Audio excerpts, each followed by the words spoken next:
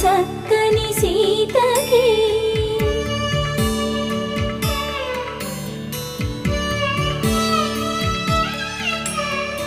ఎర్ర జాబిలి చేయి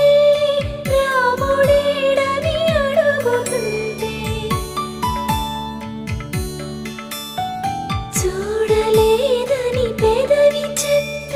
చెప్పలేమని కనులు చెప్పే నల్ల పూసై